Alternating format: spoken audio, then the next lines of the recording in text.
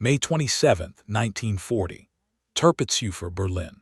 Colonel Ulrich List stood before the decrypted telegram from the German embassy in Washington, his coffee growing cold as he read the same paragraph for the third time. President Franklin Roosevelt had just announced before Congress that America would produce 50,000 aircraft annually as part of a massive rearmament program. The number seemed absurd, almost comically inflated. List commanded Foreign Armies West, the military intelligence division responsible for analyzing Western Allied capabilities, and every calculation his staff had performed over the past decade suggested that such production was mathematically impossible for a nation at peace. The telegram contained additional details that stretched credibility even further.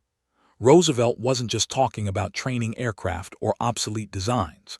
He was proposing fighters, bombers, and reconnaissance aircraft in quantities that would require transforming America's entire industrial base. The American president had spoken of building an arsenal of democracy, of turning factories that made automobiles and refrigerators into producers of military hardware. To List and his staff, this sounded like desperate political rhetoric designed to intimidate Germany and boost Allied morale. The United States Army ranked 18th in the world in size, smaller than Portugal's military. American tank designs were obsolete. The Army Air Corps flew fewer than 3,000 aircraft total, most of them trainers or obsolete types unsuitable for modern combat. List walked to the window overlooking the Landwehr Canal, watching barges move slowly through the gray water. Germany had been rearming since 1933 under Hitler's direction. 7 years of focused industrial mobilization had created what German planners believed was Europe's most formidable military machine. The Luftwaffe possessed over 4,000 combat aircraft. German tank production, though still modest by later standards, was increasing monthly. Shipyards were launching new vessels regularly. Most importantly, German industry operated under centralized control with clear priorities and ruthless efficiency. How could America, a nation that hadn't fought a major war since 1918, suddenly match or exceed German production within 2 years? What Colonel List didn't know as he studied that telegram was that his analysis, though logical based on European precedent, fundamentally misunderstood American industrial capacity. The Great Depression had idled massive amounts of manufacturing infrastructure across the United States. Factories sat empty or underutilized. Millions of skilled workers remained unemployed or underemployed. Machine tools that could produce components for automobiles, tractors, or refrigerators sat idle or operated at reduced capacity. What looked like economic weakness was actually enormous reserve capacity waiting to be activated. When Roosevelt called for military mobilization, he wasn't asking American industry to build entirely new capability from nothing. He was asking them to convert existing factories, rehire laid-off workers, and redirect machinery that was already built, installed, and proven. The infrastructure for industrial mobilization already existed, requiring only redirection rather than creation.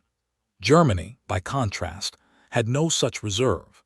German industry was already operating at near capacity by 1940, with little idle capacity to activate and few unemployed skilled workers to rehire. Within days of Roosevelt's speech, List convened his senior analysts to evaluate the American claims. The meeting took place in a conference room lined with maps showing industrial centers across Europe and North America. Major Hans Piekenbrock, who had spent 3 years analyzing Allied industrial capacity before the war, presented the consensus view. American aircraft production in 1939 had totaled fewer than 3,000 military aircraft. The largest American aircraft manufacturers, Boeing, Douglas, and Curtiss-Wright, had produced perhaps 500 military aircraft combined. Roosevelt was claiming America would increase production more than tenfold within 2 years, from 3,000 to 50,000 aircraft annually. Pekenbrock's analysis identified numerous obstacles that made such expansion implausible. Aircraft manufacturing required specialized tools, trained workers, and complex supply chains for thousands of components. You couldn't simply convert an automobile factory to aircraft production overnight. The skills were different, the materials were different, and the precision requirements were far more demanding. German industry, which had been expanding aircraft production for 7 years, still struggled with bottlenecks in aluminum supply, engine production, and skilled labor availability.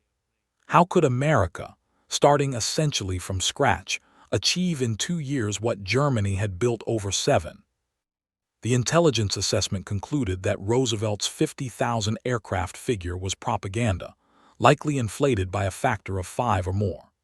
The analysts calculated that America might realistically produce 10,000 aircraft annually by 1942 if they mobilized aggressively and overcame significant technical challenges.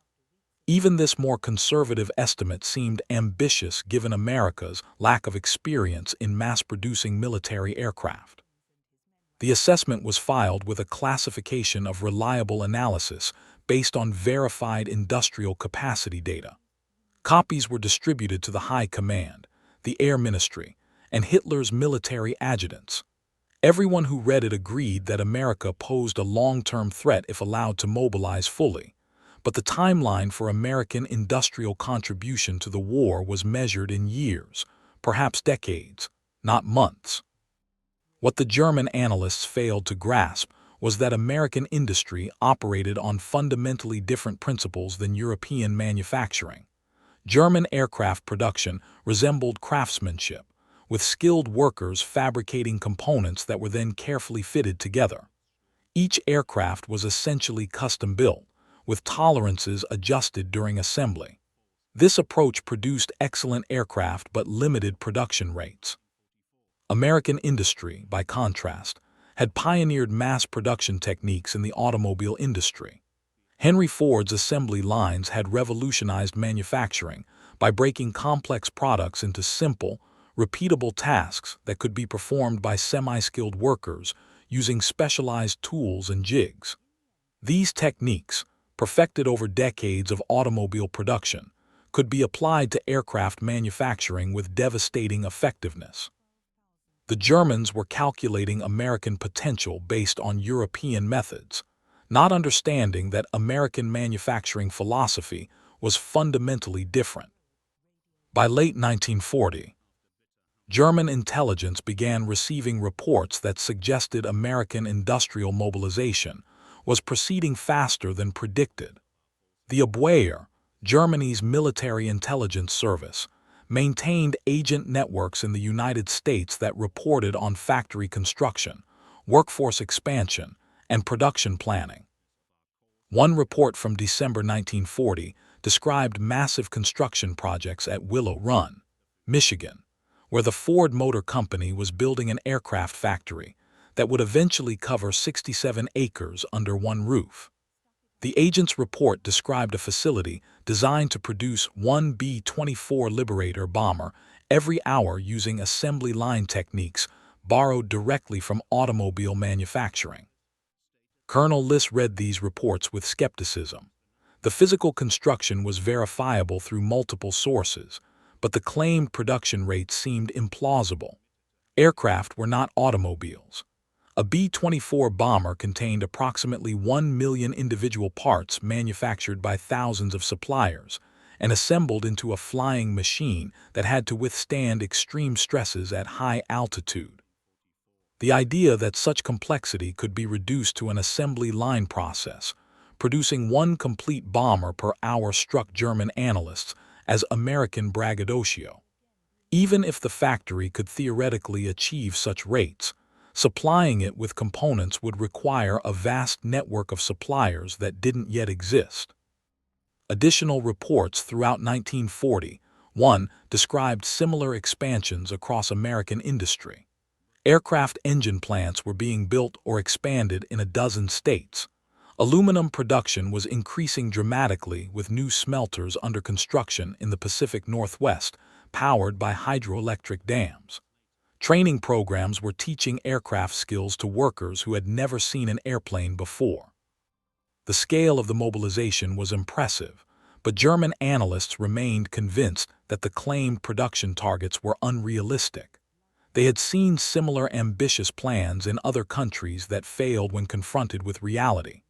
France had announced major rearmament programs in the late 1930s, but achieved only modest production increases.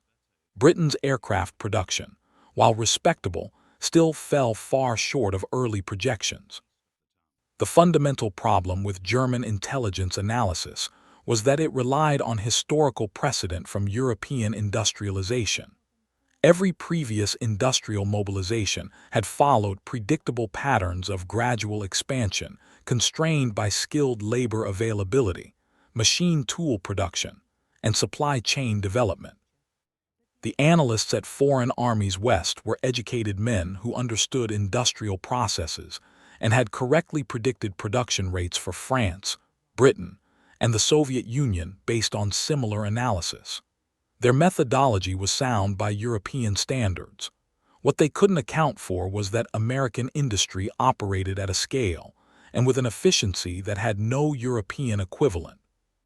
The United States had spent the 1920s and 1930s perfecting mass production techniques that reduced complex manufacturing to systematized processes.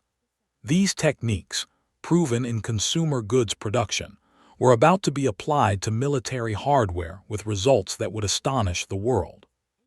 December 7, 1941, transformed American industrial mobilization from a theoretical exercise into an urgent national priority.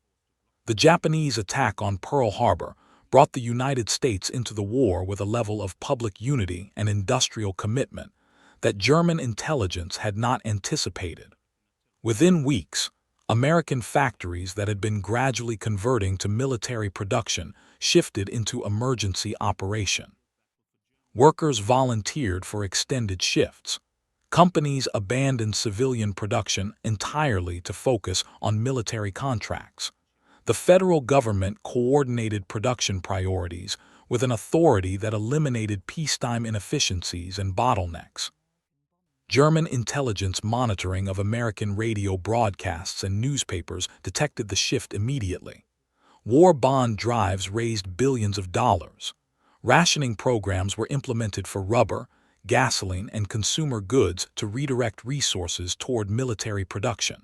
Most tellingly, unemployment, which had remained stubbornly high through the Depression, vanished almost overnight as factories hired every available worker.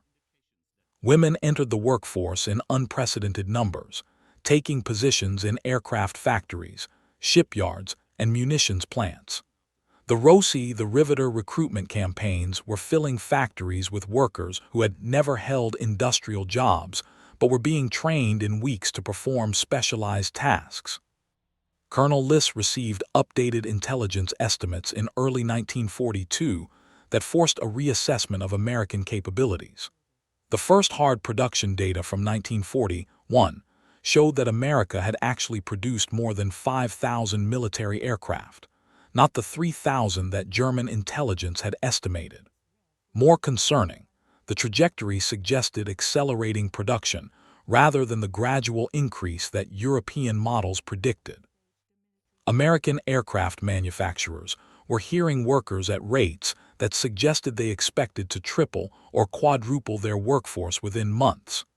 Engine production was expanding even faster, with new plants coming online that dwarfed existing European facilities in size and projected output. The German High Command's response to these revised estimates remained skeptical but more cautious. The original assessment that Roosevelt's 50,000 aircraft figure was propaganda hadn't changed, but analysts now acknowledged that American production might reach 20,000 aircraft annually by 1943, double their previous estimate. This figure was based on assuming that American factories would experience the same growing pains and bottlenecks that had constrained German, British, and Soviet production expansion. The analysts calculated that training new workers would take months, that supply chain development would require at least a year, and that quality control problems would limit early production runs. These were reasonable assumptions based on universal industrial experience. They were also completely wrong when applied to American mass production techniques. Spring 1942 brought the first concrete evidence that American production was exceeding German intelligence estimates by significant margins. Agents in neutral countries tracked American aircraft deliveries to Britain through Lend-Lease programs. The numbers were startling. Hundreds of aircraft were crossing the Atlantic monthly, not the dozens that German analysts had predicted. Even accounting for losses to German submarines, the flow of American aircraft to Britain was substantial and increasing. These were new production aircraft, not existing inventory, which meant American factories were producing far more than intelligence estimates had suggested. The Abwehr obtained copies of American industry publications that reported production milestones. Douglas Aircraft announced that its plants had delivered their 1,000th military aircraft. Boeing reported similar milestones for B-17 Flying Fortress production. Consolidated Aircraft celebrated major production achievements for the B-24 Liberator. Each announcement, taken individually, seemed plausible. But when German analysts compiled all the reported production across all American manufacturers, the total approached 15,000 aircraft for 1942, 3 times what intelligence estimates had predicted was realistic. Major Pekenbrock prepared a revised assessment that attempted to explain the discrepancy. His report acknowledged that American production was proceeding faster than anticipated, but suggested that many reported aircraft were trainers, liaison aircraft, or other non-combat types that inflated the numbers. The report also noted that early American aircraft designs were generally inferior to German types, suggesting that America was achieving quantity at the expense of quality. A P-40 Warhawk, while adequate for ground attack, couldn't match a Messerschmitt Bf-109 in air combat. The P-39 Airacobra had poor high-altitude performance. Even the much-touted B-17 Flying Fortress, while rugged, lacked the bomb load of German heavy bombers. American production might be higher than expected, but the aircraft themselves weren't game changers. This analysis, while partially correct about early American aircraft limitations, missed the larger strategic picture. American industry was using 1942 to perfect mass production techniques and build the industrial infrastructure that would support truly massive production in 1943 and beyond. The aircraft rolling off assembly lines in 1942, while not always equal to German types, were teaching American factories how to build aircraft at scale. Workers were learning skills. Supply chains were being established. Quality control procedures were being refined. Engineers were identifying bottlenecks and solving them with American pragmatism that prioritized solutions over elegance. By the time improved American designs like the P-51 Mustang and Thunderbolt reached mass production, the industrial machine to build them in staggering numbers would already be operating at full capacity. By the end of 1942, German intelligence faced a crisis of credibility. Final production figures for American aircraft output showed that the United States had produced 47,000 military aircraft during the year. This number was so far beyond German estimates that Colonel Liss initially refused to believe it. His staff spent weeks cross-referencing sources, checking for duplicate counting, and attempting to identify inflation of numbers through inclusion of non-military aircraft. Every analysis confirmed that the figure was essentially accurate.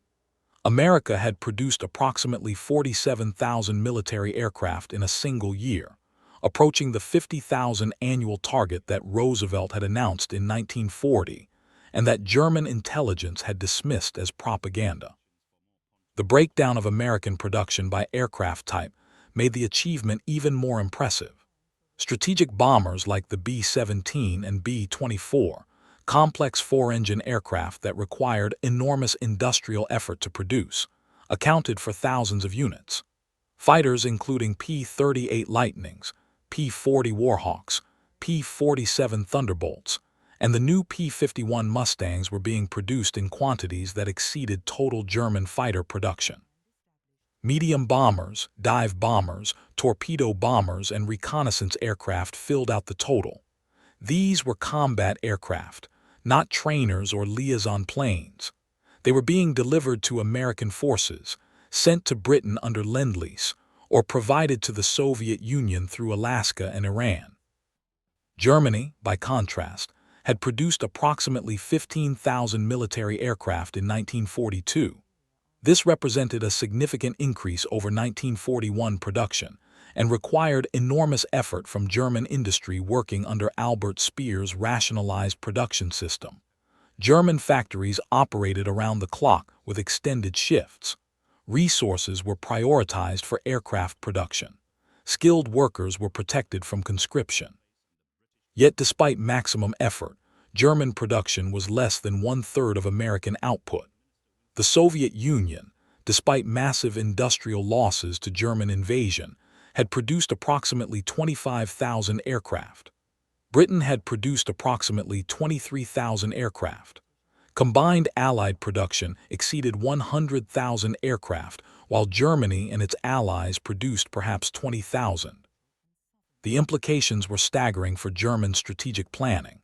Air superiority, which the Luftwaffe had enjoyed in the early war years, was slipping away not through tactical defeats, but through industrial arithmetic.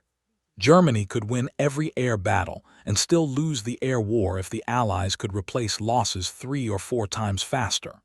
More troubling still, the trajectory suggested that American production would increase in 1943 rather than plateau.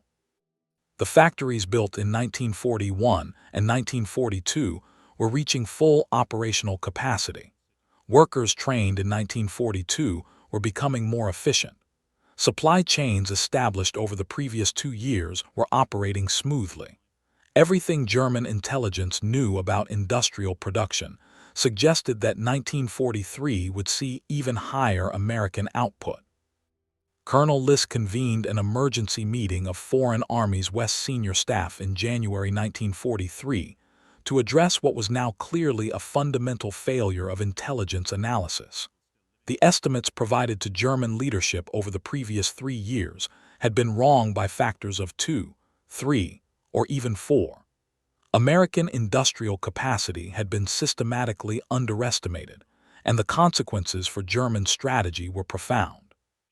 If America could produce 50,000 aircraft annually while at war on 2 fronts, while also building the world's largest navy, while supplying allies with enormous quantities of equipment, then German assumptions about the duration and outcome of the war required immediate revision.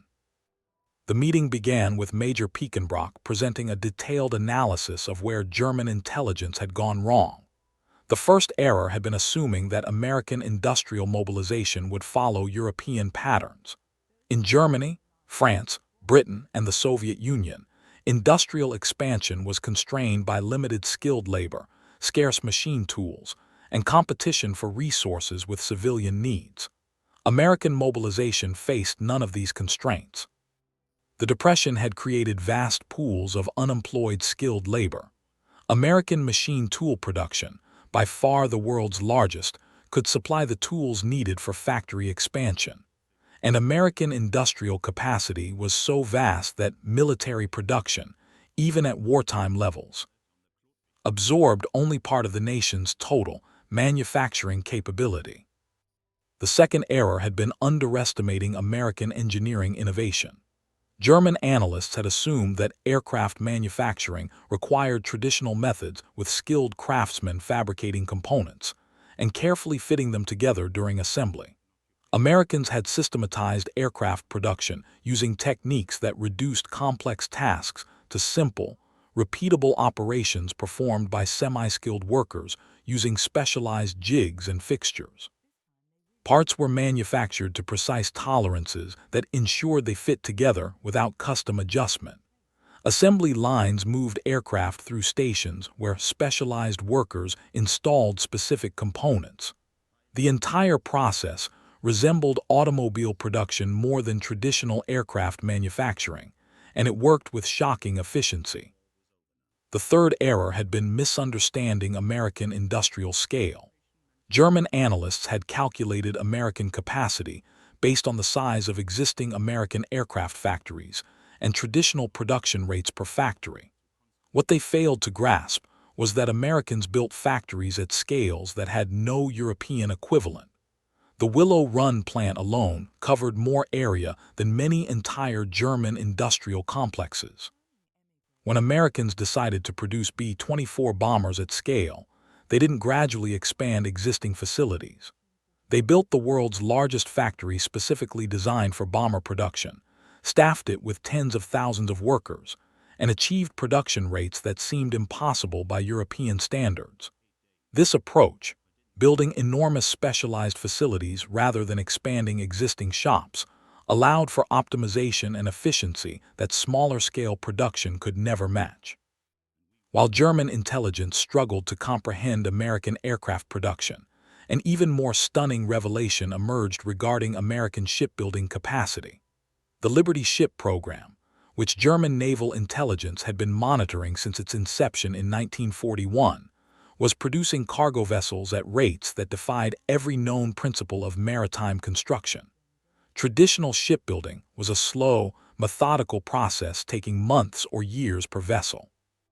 Each ship was essentially custom-built by skilled shipwrights using techniques that had evolved over centuries. German naval architects understood ship construction intimately, and they knew that building an ocean-going cargo vessel required at least 6 months under optimal conditions. American shipyards were completing Liberty ships in an average of 42 days by early 1943. The Robert E. Peary, built in November 1942, had been completed in 4 days and 15.5 hours from keel laying to launch, though this was an exceptional publicity stunt with extensive prefabrication. Even acknowledging that this record was not representative of regular production, the average completion time of 42 days was revolutionary. German intelligence obtained detailed information about American shipbuilding methods through neutral country sources and interrogation of merchant seamen. The reports described prefabrication of entire ship sections in parallel, with bow sections, stern sections, deck houses, and engine rooms all built simultaneously in different areas of the shipyard, then assembled like enormous building blocks using massive cranes. The scale of Liberty ship production challenged German strategic assumptions about the Battle of the Atlantic. Germany's submarine campaign was based on simple mathematics. If U-boats could sink Allied shipping faster than it could be replaced, Britain would be starved into submission, and American military buildup would be strangled by lack of transport. In 1942, German submarines sank approximately 8 million tons of Allied shipping, the highest annual total of the war. This seemed like devastating success. Yet during the same period, American shipyards launched approximately 8 million tons of new merchant shipping, matching losses. In 1943, despite continued heavy sinking by U-boats, American production would exceed 13 million tons while sinkings declined due to improved anti-submarine warfare. Admiral Karl Dönitz, commander of the U-boat fleet, received intelligence reports about American shipbuilding capacity with growing alarm. He had calculated that sinking 600,000 tons of shipping monthly would achieve the attrition rate necessary to win the Battle of the Atlantic. His U-boats had briefly achieved this rate in 1942. But if America alone was producing more than 1 million tons of new shipping monthly, not counting British and Canadian construction, then the entire strategic basis of the submarine campaign was flawed. Germany was winning tactical victories, sinking individual ships and convoys, but losing the production war so badly that tactical success became strategically meaningless. You couldn't sink ships faster than America could build them, and trying to do so was wasting German resources and submarine crews. German intelligence analysis of American tank production revealed another massive underestimate of American industrial capacity. In 1941, American tank production had totaled approximately 4,000 vehicles, a figure that German analysts considered unimpressive. Germany had produced more tanks and the American designs, particularly the M3 Lee and early M4 Sherman models, were considered inferior to German Panzer designs in armor and firepower. The assessment seemed reasonable based on comparing individual vehicle capabilities.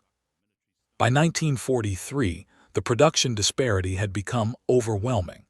American tank production reached approximately 29,000 vehicles that year, while German tank production totaled approximately 12,000 vehicles. America was producing more than 2 tanks for every German tank despite fighting wars in both Europe and the Pacific, despite supplying allies with thousands of additional vehicles, and despite maintaining enormous industrial capacity for aircraft, ships, and other military equipment. The gap wasn't marginal. It was a fundamental difference in industrial capability. The Sherman tank, initially dismissed by German intelligence as adequate but unexceptional, was being produced at rates that made individual vehicle quality almost irrelevant. The Chrysler Tank Arsenal in Detroit, a facility built specifically for tank production, was producing as many as 800 Shermans per month at peak output. This single factory produced more tanks monthly than several German tank plants combined. And Chrysler was just one of multiple American manufacturers producing Shermans. Ford, General Motors, and other companies operated additional tank production lines. The distributed production system meant that even if German bombing could reach American factories, which it couldn't, destroying one plant would barely affect total output. German tank designers and military theorists understood that their Panther and Tiger tanks were superior to Shermans in direct combat. A Panther could destroy a Sherman at ranges where the Sherman's gun couldn't penetrate the Panther's armor. In tank versus tank combat, German vehicles generally held tactical advantage. But strategic advantage belonged to the side that could put 5 Shermans in the field for every Panther, that could replace destroyed tanks within days, and that could sustain combat operations indefinitely without worrying about equipment availability. German tankers might win individual engagements, but American industrial capacity ensured that the next engagement, and the one after that, would feature fresh American tanks against increasingly scarce German vehicles. One specific aspect of American production capacity particularly troubled German intelligence analysts: aluminum production. Aircraft manufacturing requires enormous quantities of aluminum for airframes, and aluminum production had been a major bottleneck for every combatant nation's aircraft industry. Germany had expanded aluminum production significantly during rearmament, but still faced chronic shortages that limited aircraft production.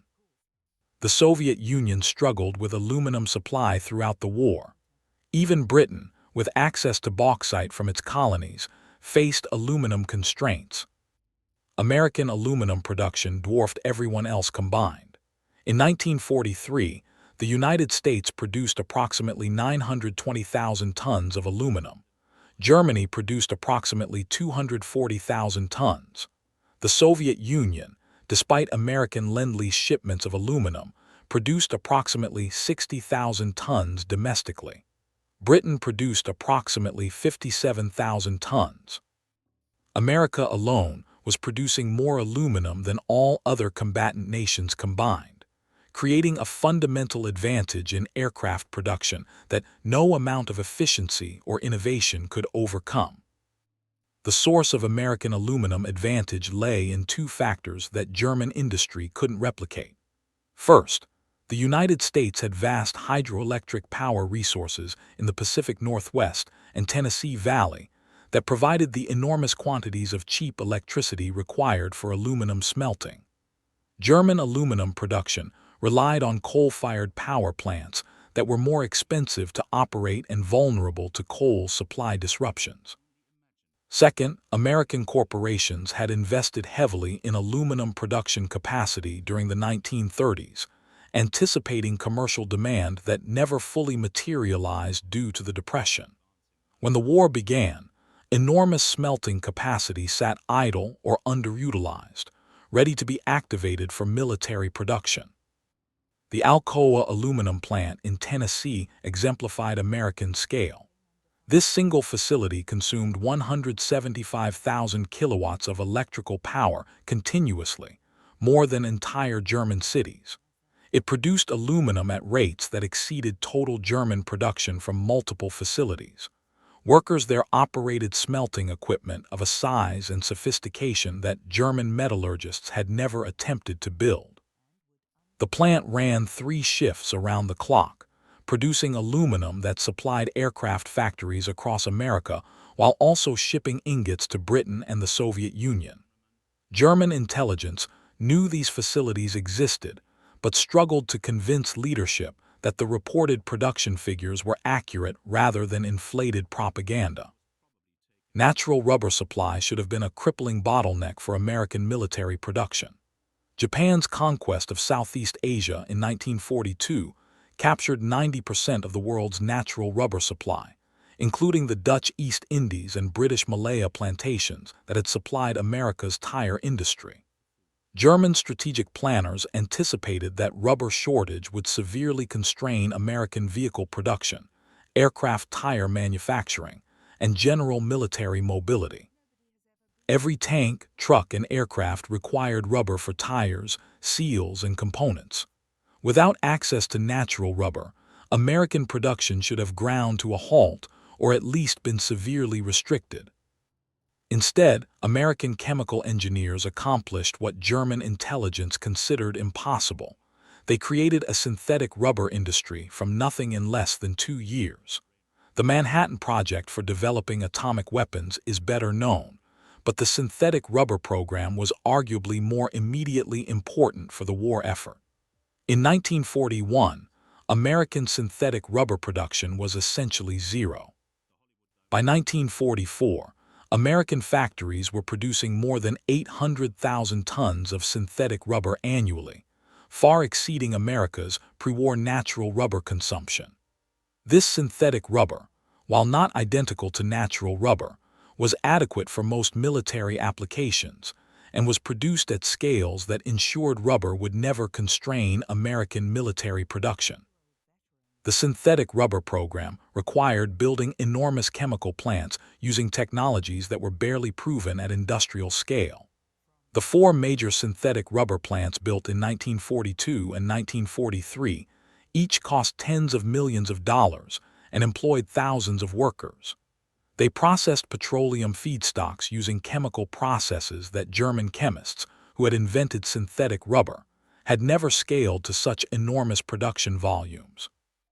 The plants operated 24 hours daily, consuming vast quantities of petroleum and electricity to produce rubber that kept American vehicles rolling, American aircraft flying, and American military operations supplied with the tires and rubber components that modern mechanized warfare required. German intelligence received reports about American synthetic rubber production, but initially dismissed them as impossible or exaggerated. The technical challenges of scaling laboratory processes to industrial production were well understood. Germany's own synthetic rubber program, using the Buna process, had struggled for years to achieve even modest production levels. The idea that America could start from essentially nothing and within 2 years exceed Germany's synthetic rubber production seemed to violate everything known about chemical engineering and industrial development. Yet by 1943, captured American equipment used rubber components that were clearly synthetic, confirming that the reported production was real, and that America had solved in months a problem that Germany had spent years struggling with. Aviation gasoline quality became another area where German intelligence documentation of American capability forced recognition of profound industrial advantage. Aircraft engine performance depends critically on fuel octane rating, which measures the fuel's resistance to premature detonation. Higher octane allows higher compression ratios and supercharger boost, directly translating to more engine power. In 1940, Most aviation gasoline used by all combatants was rated at 87 octane. By 1942, the Americans and British had developed and were producing aviation gasoline rated at 100 octane on a massive scale, giving Allied aircraft engines significant power advantages. German aviation fuel production peaked at approximately 91 to 96 octane for standard fuel and achieved 100 octane equivalent for the best C3 fuel, but only in limited quantities that were reserved for elite fighter units. The limitations weren't due to lack of chemical knowledge. German chemists understood how to produce high-octane fuel. The constraint was industrial capacity for refining and producing the necessary additives, particularly tetrethyl lead. American refineries were producing hundreds of millions of gallons of 100-octane aviation gasoline annually by 1943, enough to supply not just American forces, but also British and Soviet air forces with high-octane fuel that German pilots could only dream of having in comparable quantities. The performance impact was direct and measurable. American fighter engines running on 100-octane fuel could use higher boost settings that produced hundreds of additional horsepower compared to the same engines running on 87-octane fuel. British Spitfires using 100-octane fuel gained approximately 30 miles per hour in maximum speed compared to operating on standard fuel. American P-51 Mustangs, P-47 Thunderbolts, and P-38 Lightnings all benefited from fuel that allowed their engines to produce power levels that German fighters couldn't match without risking engine destruction from detonation. This was a pure industrial advantage. German pilots weren't less skilled, and German engines weren't poorly designed, but American petroleum industry capacity gave Allied pilots aircraft performance that Germans literally couldn't replicate. By 1944, American refineries were producing even more advanced 130-octane aviation gasoline that allowed further increases in engine power output. German intelligence documented this development through captured fuel samples and prisoner interrogations. The reports reached the Luftwaffe High Command with recommendations that German fuel production be urgently expanded and upgraded to match American capabilities. The response was that it was impossible given Germany's limited petroleum resources and refining capacity. Germany was already operating at maximum fuel production given available resources. America's vast domestic oil fields and enormous refining industry provided an advantage that no amount of German innovation or effort could overcome. German intelligence analysis of American artillery ammunition production revealed yet another category where American industrial scale seemed almost beyond comprehension. Artillery effectiveness in modern warfare depends not just on gun quality, but on the ability to fire enough shells to suppress enemy positions, destroy fortifications, and support infantry advances. German artillery doctrine emphasized careful fire control and ammunition conservation, because shells were valuable and supply was limited. American artillery doctrine, by contrast, emphasized overwhelming fire support with ammunition expenditure that seemed profligate by German standards. The difference was pure production capacity. American factories were producing artillery ammunition at rates that exceeded German production by factors of 3 to 5, depending on caliber and type. A single American ammunition plant might produce more shells of a specific caliber in a month than Germany produced of that same caliber in a quarter. The Lake City Arsenal in Missouri, built specifically for small arms ammunition production, consumed 60 trainloads of raw materials monthly and produced billions of rounds annually. Similar dedicated facilities for artillery shells operated across America, each one a specialized factory optimized for high-volume production of specific ammunition types. German frontline units became intimately familiar with American artillery capability during combat operations. American artillery units fired preparation barrages that consumed more ammunition in hours than German units were allocated for weeks. The Normandy invasion preparations saw American artillery firing 100,000 rounds in single days. During the Battle of the Bulge, American artillery fired more than 1 million rounds in support of defensive operations, a level of expenditure that German artillery commanders considered impossible to sustain. Yet American supply lines kept shells flowing to the guns without interruption. The psychological impact on German soldiers was profound.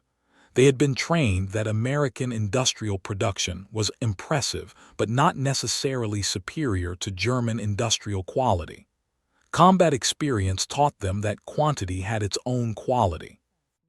German artillery might be precisely aimed and efficiently employed, but effectiveness meant little when American guns could fire 10 shells for every German shell, when American ammunition supplies seemed unlimited, and when calling for fire support brought responses measured in hundreds of shells rather than carefully rationed single rounds.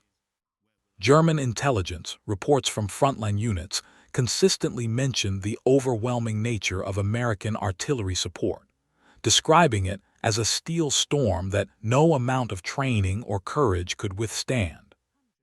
American production of military trucks and vehicles represented another category where German intelligence documentation confirmed capabilities that seemed to defy industrial logic.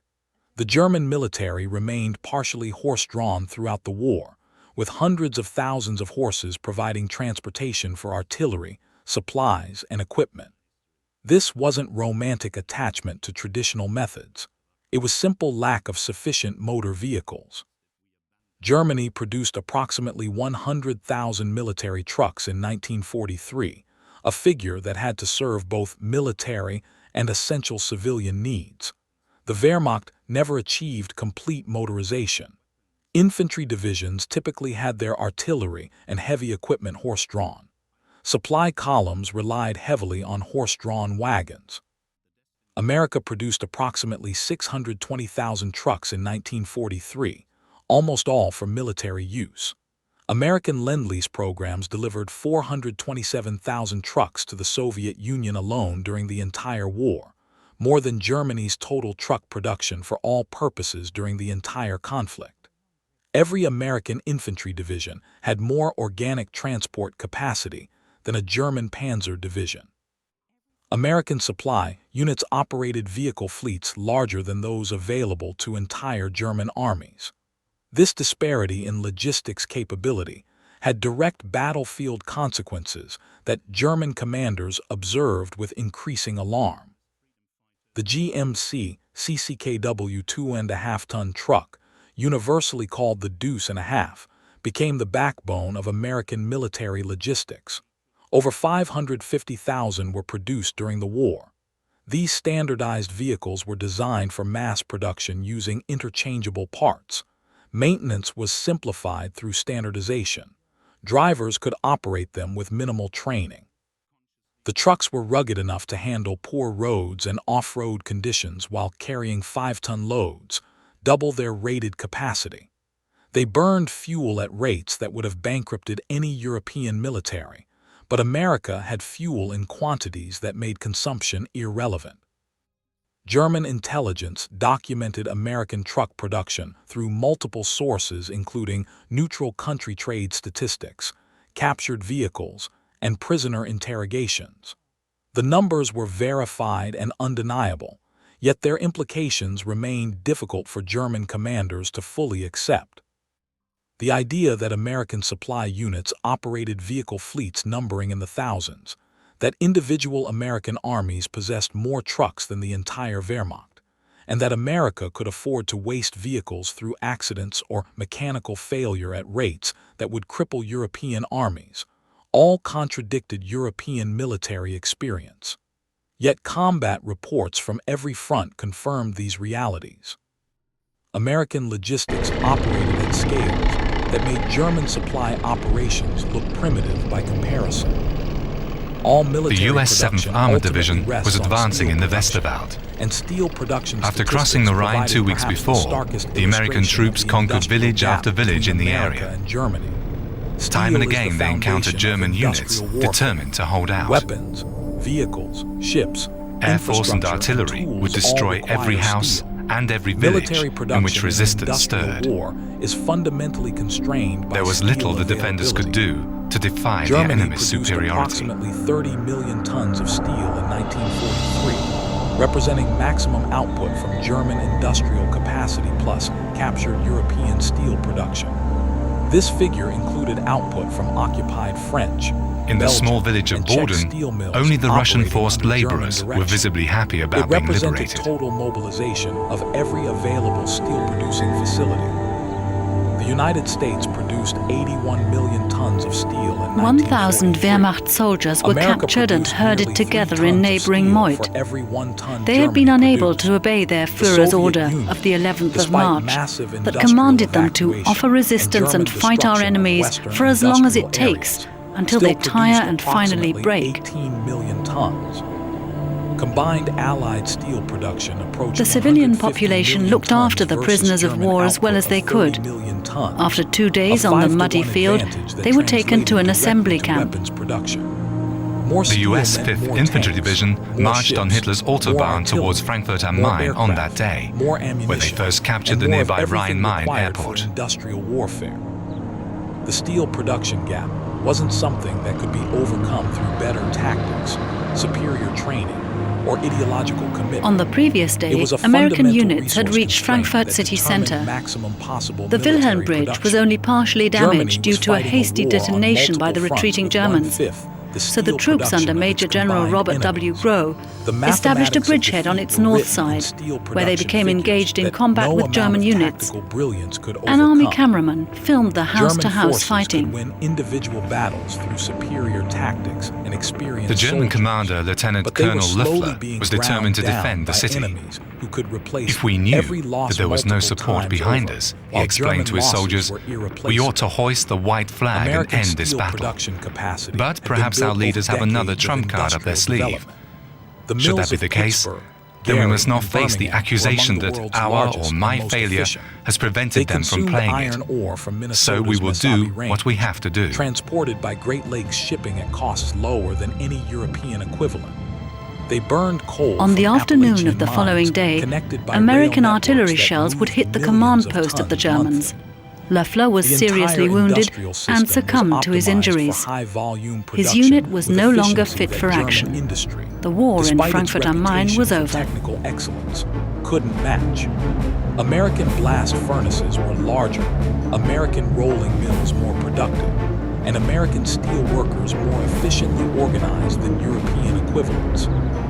German intelligence analysts studying American steel production Units of the understood its U.S. implications for 87th the war's Infantry Division ultimate outcome. advanced south of the Colonel Lahn List River. prepared reports in late 1943 that connected steel production directly to military capability. In the Westerwald, a If young America woman noted in her produced 3 diary, times as much steel as Germany suddenly someone and shouted, "The allocated Americans even are half of coming." it to military At production, 11 in the morning, the first American arms jeeps output drove would into our overwhelm village. German production, The village regardless surrendered. of quality differences. Some 200 German soldiers had Reports were assembled in the filed and village read and were by taken senior prisoner. commanders, The but their houses were conclusions searched were so hastily. pessimistic My that they cousin were has 40 classified to soldiers prevent billeted with damage her. to morale. No one could Acknowledging have that known it Germany would happen faced so enemies fast. with 5 times The feeling that its we are steel now production American meant is acknowledging indescribable, that victory through but conventional also military incomprehensible means at the was moment. impossible. Such conclusions, though based on irrefutable data, were politically dangerous in Nazi Germany. A U.S. Army One cameraman aspect of accompanied American an armored production unit that on the way to particularly puzzled Wetzlar. German intelligence The war had analysts arrived in the was the geographical workforce center of composition. Germany. American factories were employing women in enormous numbers, performing jobs that German doctrine reserved exclusively for men. By 1943, After their retreat, women some comprised Wehrmacht and approximately SS units had 35% barricaded of the themselves American here on the workforce, other side of the Lahn including River. substantial numbers in heavy industry, aircraft factories, and German shipyards. snipers put up a final German fight. propaganda mocked this as evidence of American desperation and suggested that aircraft built Men in by civilian women couldn't clothes possibly ended the match senseless quality fighting standards when they of hastily German hung a production white flag from a using tree skilled branch. male craftsmen. Wetzlar capitulated Combat too. experience proved otherwise. American aircraft, Liberated tanks, slave and weapons laborers built by celebrated the workforces end that of Hitler's included reign millions of women terror. functioned as well as or better than German equipment. The P-51 Mustang, perhaps the finest fighter aircraft of the war, was built in factories where women performed welding, riveting, and assembly work. The American divisions were making an almost unhindered advance toward the north and the east of Germany. On that day, 29th of March 1945, their lines pushed forward up to 100 kilometers. That German doctrine insisted required male strength and traditional skills. The American approach to industrial labor was fundamentally different from German practice. Germany relied on skilled craftsmen who had served traditional apprenticeships lasting years. Aircraft assembly required fitters who could carefully adjust components to achieve proper fit. Tank production employed welders who had mastered their trade through long experience. This system produced excellent quality but limited production rates because just outside skilled labor Wetzlar, was the scarce and GIs came training across took an area years. fenced off with barbed America wire. broke complex manufacturing into simple, Here, the repeatable Nazis had tasks set up that a could be transit taught to camp for semi-skilled Allied prisoners of workers in war. days or weeks. Crews of shot-down bombers were Specialized transported jigs and here to be fixtures interrogated. ensured components fit together Some properly 90,000 American without airmen had requiring been skilled captured in the adjustment. entire Reich. Quality control Those used who were statistical fortunate enough to methods come under rather Luftwaffe than custody individual were inspection. safe.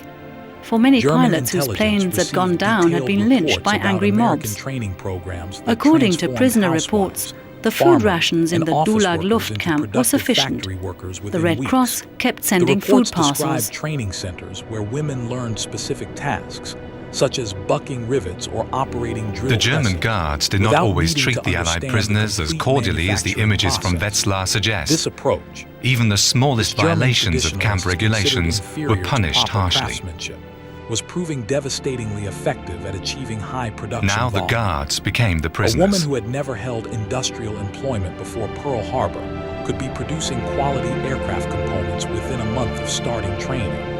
That same woman, working in a German factory, would have been assigned to unskilled Gulag labor Luft was because evacuated on the German same doctrine day. didn't believe she could The liberated perform pilots precision were work. free to return home. American military logistics capabilities represented yet another category where German intelligence documentation revealed capacities that Every exceeded obstacle European blocking the experience. advance of the troops The was Red Ball immediately cleared by Express, the Sherman a tanks. dedicated truck convoy system that supplied American forces advancing across France in 1944, operated 6,000 trucks moving 12,500 tons of supplies daily over distances exceeding 400 miles.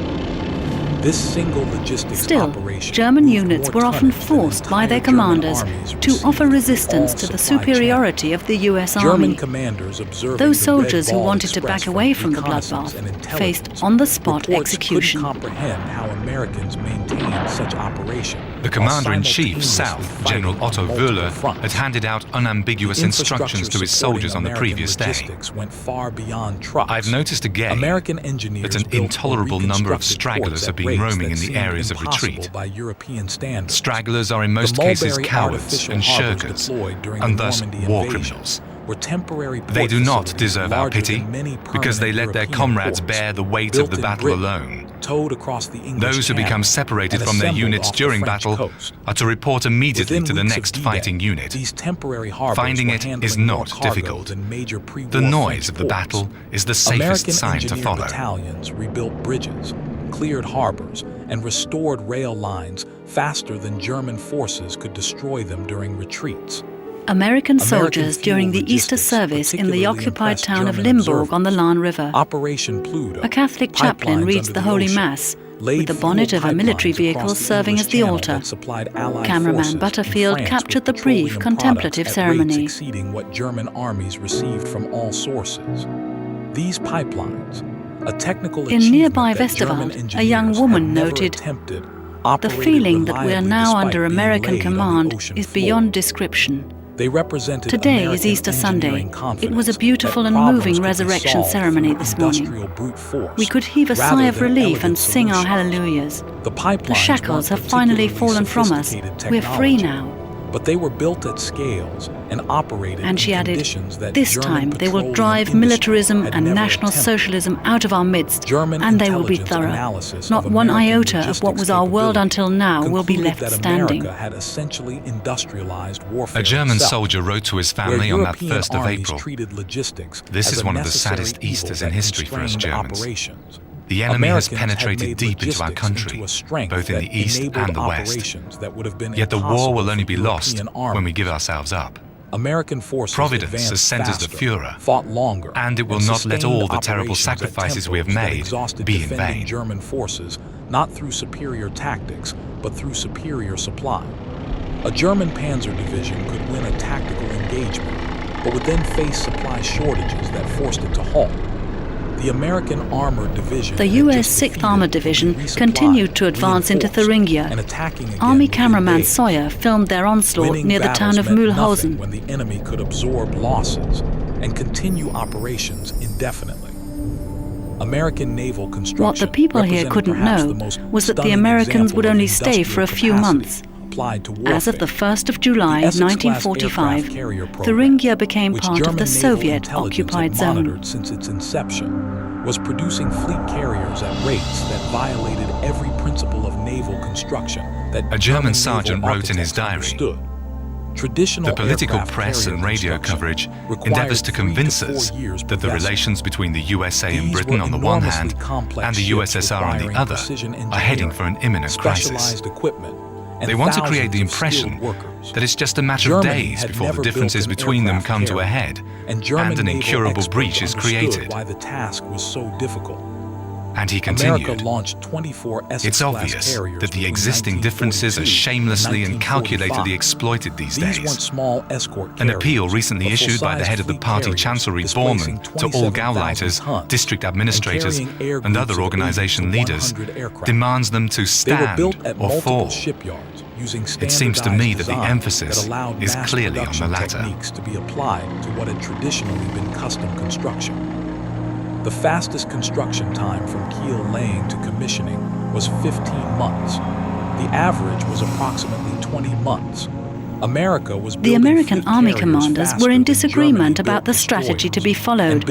Some were determined to reach Berlin before the Red Army. However, U.S. Commander-in-Chief Eisenhower believed that this move could cost the lives of another 100,000 U.S. soldiers. Over 10,000 GIs had fallen in March alone. Eisenhower finally directed the bulk of his army towards the south, wanting to destroy the feared Alpine fortress, which would soon prove to be an illusion. By 1944, America was operating more than 100 aircraft carriers of all types, giving the United States Navy an air arm larger than many nations' entire air forces. The entire Japanese carrier fleet that had attacked Pearl Harbor comprised 6 fleet carriers. Units of the U.S. 14th Armored Division reached the town of Gemünden at the confluence of the Saale and Main rivers. German naval intelligence the GIs crossed the Saale on assault boats. Through multiple sources, including Army cameraman Walter Resemble was with them at the forefront. And aerial reconnaissance photographs. The numbers were verified through prisoner interrogations and captured documents. Every source confirmed the same incredible reality. America was building warships faster than any nation in history.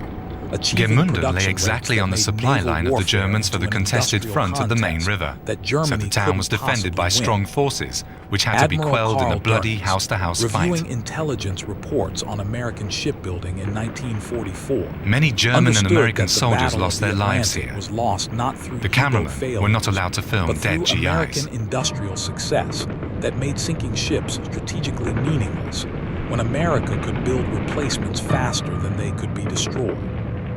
The combined bomber offensive against Germany provided German intelligence and German civilians with direct, undeniable evidence of American industrial capacity. By 1943, American heavy bombers were appearing over Germany in formations that grew larger each month. The 8th Air Force, operating from England, launched raids involving hundreds of bombers. The Americans had taken control of the center of Gemünden on the previous evening. The German defending forces had left the town. Still, the U.S. soldiers searched every single building for snipers. Demonstrating that America could sustain losses, replace destroyed aircraft, and continue. At first, they found the few remaining town inhabitants. They'd been hiding in air raid shelters and bunkers for weeks. Forces tracked American bomber losses carefully, hoping that attrition. Then, eventually, the last defending soldiers surrendered too. In 1943, American bomber losses sometimes exceeded 10% per mission, rates that should have forced suspension of operations while strength was rebuilt. The Air Force had run several air raids on Gemünden in order to break the German resistance. European air forces were now the supplies rolled again through the burning town. The mathematics were brutal for German defenders. Even when German fighters achieved local tactical victories, shooting down dozens of bombers in single engagements, the Americans a group of GIs tried to save from the flames what remained of the historic old part of town. Quality of American bombers but the centuries-old half-timbered houses burnt like tinder. The B-17 Flying Fortress and B-24 Liberator were not technologically superior to German bombers in most respects, but they were ruggedly built, maintained reliability through standardization, and were produced in quantities that those who survived had to recover the bodies of the dead, and were able to salvage some of their belongings from the ruins. Totaled approximately 18,000 aircraft of all types. America produced more than 18,000 B-24 Liberators A citizen of Gemünden later recollected how he felt on the day the town was taken by the Americans. Plus thousands of we were naturally relieved, but it was difficult to get accustomed to the idea that these terrible events had suddenly come to an end. German civilians saw American bomber formations with their own eyes, understanding viscerally what intelligence reports had been documenting for years. Once the through roads had been cleared of debris, an armored unit was sent to a special operation upon orders from the highest command. Industrial capacity so vast that it seemed limitless. Just a few kilometers outside of Gemünden was the Hammelburg prison camp. U.S. Army Commander General George S. Patton had a special interest in it. He believed that a relative of his was among the 4,000 prisoners of war. Left in the camp were a mere 75 American soldiers. The rest of them had been taken away after a U.S. Army unit on a special mission had reached Hammelburg 10 days before and was annihilated by the Germans. Most of the prisoners who were now liberated were Yugoslavs. At the end, the GIs managed to find the person they were searching for, General Patton's son-in-law, Colonel John Waters. Failure to accurately assess American industrial capacity. Colonel Ulrich Liss, who had dismissed Roosevelt's 50,000 aircraft figure as propaganda in 1940, now faced production reports showing that America had produced 96,000 aircraft in 1944 alone. The original estimate had been wrong by a factor of nearly 10. American At the Northern Front, the U.S. First Army, under Lieutenant General Courtney Hodges, fought its way toward the Ruhr, following an established course of action. Any resistance was broken from the air before the ground troops would engage. These are images from Schmallenberg in the Sauerland region. Or even conservative.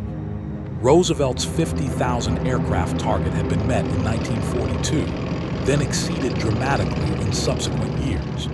The shipbuilding programs that seemed impossible only about 40 kilometers away, 320,000 German soldiers, more than in Stalingrad, had been surrounded on all sides in the Ruhr for 1 week.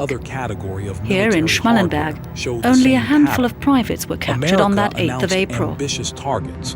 German intelligence dismissed them as propaganda, and American industry achieved or exceeded those targets on schedule.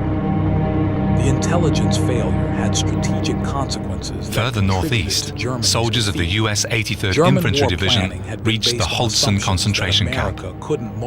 Just a few prisoners were left in it. Hundreds of them had been taken away on death marches only days before.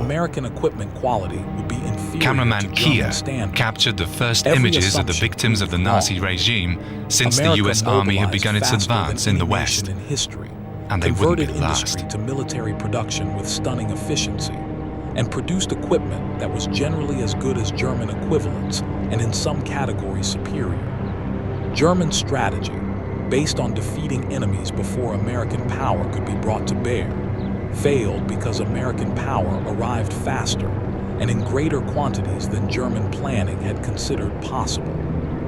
Senior German officers reviewing the intelligence assessments in late 1944 understood that the war was lost not primarily through military Holzen had been built as an out-camp of the Buchenwald concentration camp. Germany faced The Russian, Polish and Jewish prisoners had to mine bitumen in a nearby pit under inhuman conditions. The tunnels were to be converted to a bomb-proof manufacturing plant for the armaments industry. The factory was never put into operation. Couldn't overcome such fundamental disadvantages in material.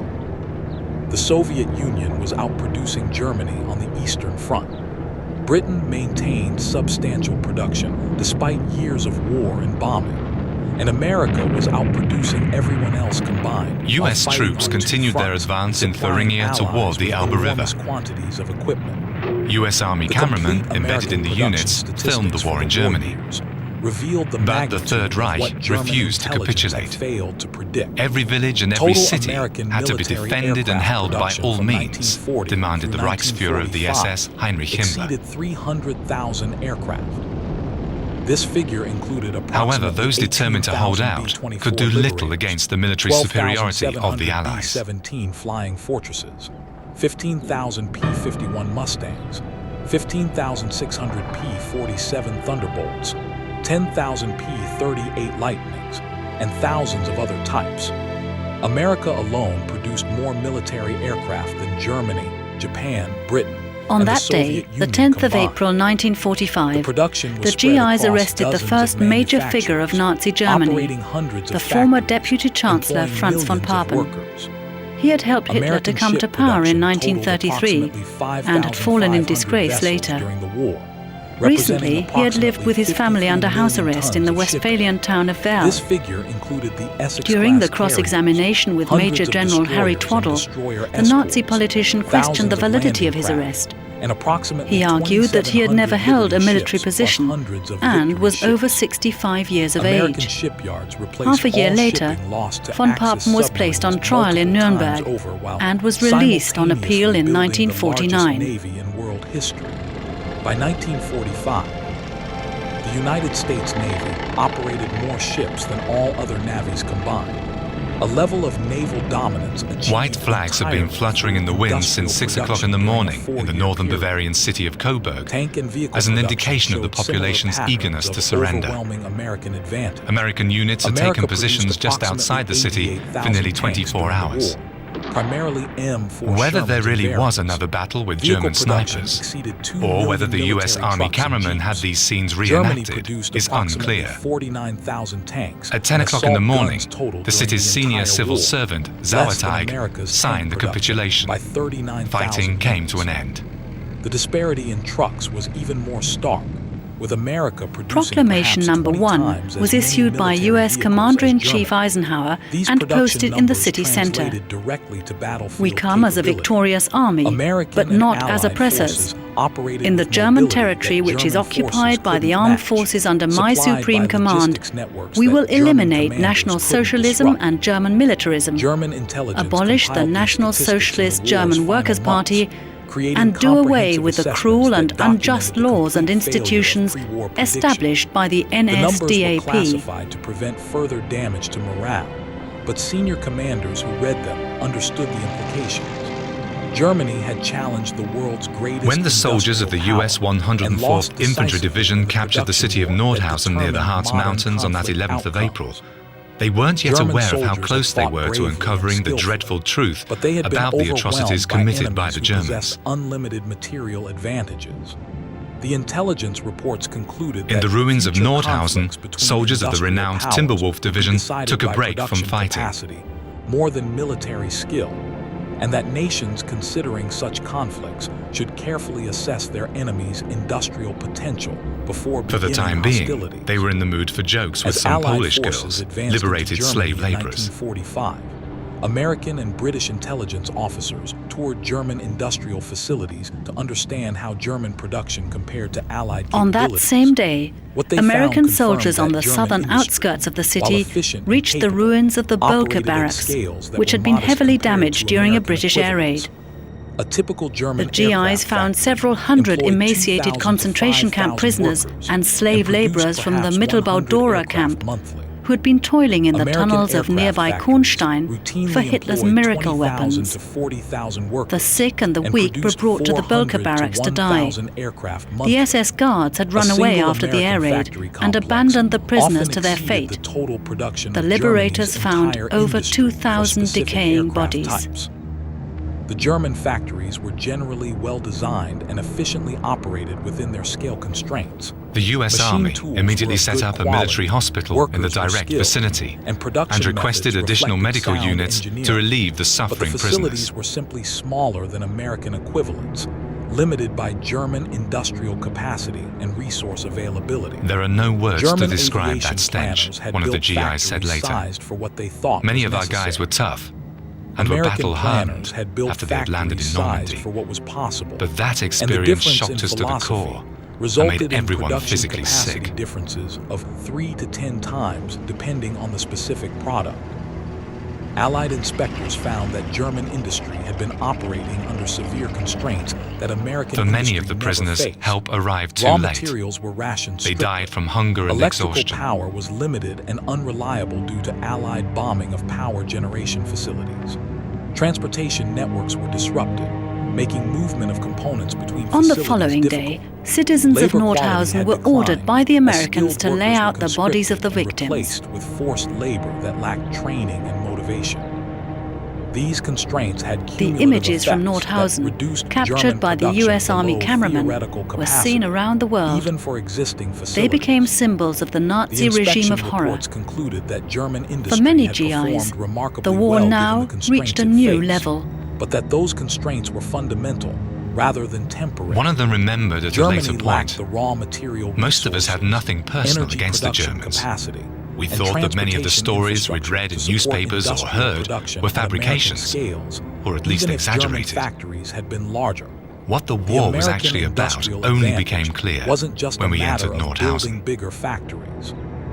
It rested on natural resource advantages, developed infrastructure, and industrial expertise that had been accumulated over decades of peacetime production. Germany simply didn't possess the foundational advantages that made South of Jena, American-scale tanks and production soldiers of possible. the US 89th The Infantry intelligent Division failure pushed regarding forward on that American day. production capacity Cameraman had human Caliendo costs filmed some that remarkable extended scenes far here. beyond military casualties. German strategic planning based on incorrect assumptions prolonged the war, resulting in millions of deaths that might have been avoided through earlier American recognition of journalist Martha strategic Gellhorn realities. was in the occupied part If of Germany as a leadership war had understood in correspondent during those 1940 days. or 1941 She reported that on the America rapid could adaptability and of the would produce Germans. military equipment at scales No one is a that would Nazi. overwhelm German No one has production ever by been factors one. of 5 or 10. Maybe there were a Different few strategic Nazis in the choices next might have been village. made. And yes, The the decision city to 20 declare kilometers war on away was a America real following hotbed Pearl of National Harbor, Socialism. which Hitler made without We were fed up consulting with his this government, they military say, advisors, and we might have been welcome the reconsidered Americans. if accurate intelligence We have no about reason to be American frightened. industrial potential We have done had nothing been wrong. available and believed. We are not Nazis. German soldiers and civilians paid the price for strategic miscalculations based on faulty intelligence. Luftwaffe pilots flew against increasingly overwhelming Allied air forces, knowing that each aircraft they shot In most down places, would be the replaced spell of within the days, dictator was while their gradually own broken. losses were irreplaceable. More and more Germans U-boat now crews openly showed their sailed delight into the about the Atlantic arrival of the understanding Americans. that even successful patrols Women were from strategically Drosendorf gave the meaningless GIs eggs. because America built ships faster than submarines could sink them. German tank crews faced battles where The they might Task Force destroy R of the 5 US enemy 104th tanks, Infantry but knew 10 Division more reached the would attack outskirts the of next Halle day. on that 14th The of April. courage and skill of German military personnel couldn't overcome the material disadvantages created by the production gap. German The civilians advance of the Timberwolf experienced the Division was halted consequences through when German bombing soldiers campaigns opened fire. that German air defenses couldn't prevent despite shooting down thousands of Allied aircraft. The attacks continued and intensified because American industry replaced losses faster than German fighters could inflict them. Cities were destroyed. Hundreds of thousands of civilians After died, a brief and engagement by German Sherman morale tanks, collapsed the road not was through clear any again. failure of German The courage, Germans surrendered. but through simple recognition that the enemy possessed unlimited resources while Germany's were exhausted. The bombing campaign was psychologically devastating precisely because it demonstrated industrial capacity that seemed infinite from the German perspective. The intelligence officers who had dismissed American production claims as propaganda bore professional responsibility for strategic miscalculation. In order to prevent another senseless massacre, as well as the destruction of their city, Halle citizens under the leadership of the legendary Count Felix Luckner went out to meet the Americans with white flags and ensured that Halle was not shelled. American potential, using European The local SS commander had yelled after them, "This will cost you your heads." They had made logical predictions based on precedent, but American industrial capacity exceeded The entry into Halle occurred without any major incidents after the agreement, so the GIs of Task Force K had time to pose one more time for cameraman Miller. Clear was that intelligence analysis of enemy industrial capacity required understanding not just current production, but also the fundamental factors that enabled production expansion. After Germany's The Americans took total control of Halle on the following day. Revealed the magnitude Whether such of skirmishes Allied, actually took place in the city American remains industrial unclear. dominance. The United States Strategic Bombing Survey, which conducted detailed analysis of German industry and the effects of bombing, documented that Germany had mobilized efficiently and produced impressive quantities of military equipment given available resources. But German resources were fundamentally inadequate for the multi-front The Thuringian war city Germany of had Gera initiated. capitulated on that No amount 14th of April. efficiency could overcome Soldiers the of the basic German arithmetic 7th Army were that taken Germany prisoner. possessed approximately 12% of global industrial capacity, while fighting enemies who collectively possessed more than 60%. American industrial production during the war years represented the largest and fastest industrial mobilization in human history. The United States increased military production from essentially peacetime levels in 1939 to output that exceeded all other combatants combined by 1943. Some people took achieving advantage this of the chaotic transformation in conditions less than and 4 looted years. provisions. The A young mobilization woman wrote on required that day, converting or building "A revolting thousands of fight over factories, provisions set in training immediately. millions of workers, The city is like establishing Babylon, supply chains a mixture of involving strange tens of thousands characters, of companies, among whom the and Germans are not coordinating the best. entire effort through It seems that government peace and agencies quiet that will hadn't never existed return. before the war. What helps The is this daily accomplishment was writing. unprecedented One can and has withdraw never into been it equaled. and oppose the absurdity of Soviet these weeks contribution to with the Allied small, production everyday was things of also life. substantial and had been underestimated by German intelligence. On that same though day, not to the US same Army degree cameraman as Downard American shot the first capacity. footage of Buchenwald Soviet concentration industry, camp near despite Weimar. losing significant territory to German invasion, had evacuated factories eastward and rebuilt Most of the production SS in the guards had Urals fled and 3 days Siberia. before.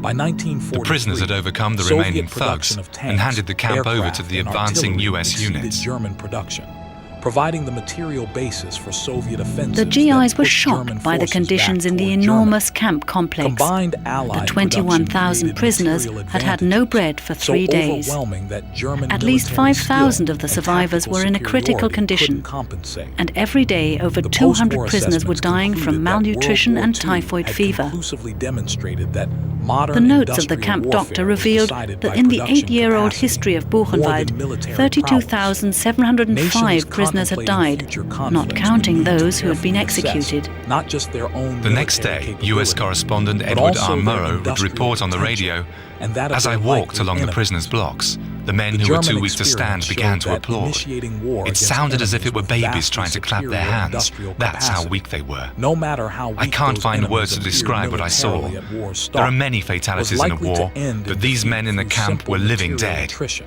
In This contrast, the lesson Germans were well influenced fed Cold and well War dressed. strategic thinking, with both NATO and Warsaw Pact powers carefully tracking US each Army other's Commander industrial George S. Patton capacity as ordered a key 1,000 indicator citizens of military Weimar to potential. visit Buchenwald camp. The story of German intelligence dismissing American production On the claims 10-kilometer-long as walk propaganda up to the stands as a Ettersberg, cautionary tale many of them about the seemed dangers unaware of what near lay in store for The them. intelligence analysis error of assuming enemies will The behave guided tour similarly across the to how you camp would behave had been in their meticulously organized by the German Americans. analysts assessed American industrial potential using frameworks derived from European experience.